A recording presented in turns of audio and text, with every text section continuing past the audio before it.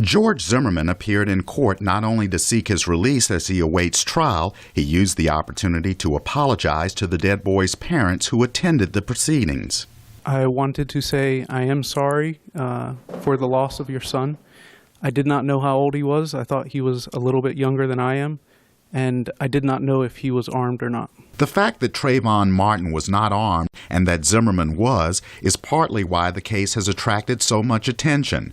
Florida has what's called a stand your ground law that allows people to use deadly force if they feel their lives are in danger. Zimmerman says he shot Martin in self-defense after Martin attacked him. Zimmerman's father testified by telephone about how his son looked after the confrontation.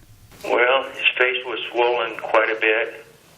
He had a protective cover over his nose. His lip was swollen and cut. Prosecutors portray Zimmerman as the aggressor who confronted Martin as he walked back to his father's home from a nearby convenience store. Prosecutors contend that Zimmerman has a history of violence, but Zimmerman's wife, Shellie, contradicted that in her testimony by phone. Tell the court that he is not a violent person nor a threat to the community?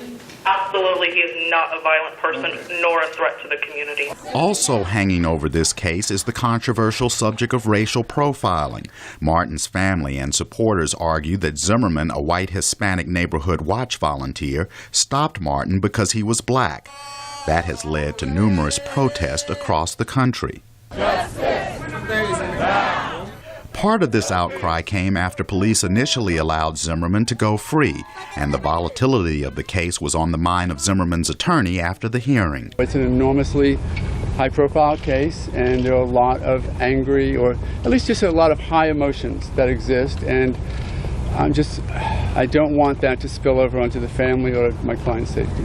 The hearing ended with the court setting conditions for Zimmerman's release. I'm going to grant the motion, set bond in the amount of $150,000 with the following conditions: electronic monitoring, GPS. The judge also ruled that Zimmerman must check in with authorities every 3 days. He's scheduled to return to court in May to be formally charged.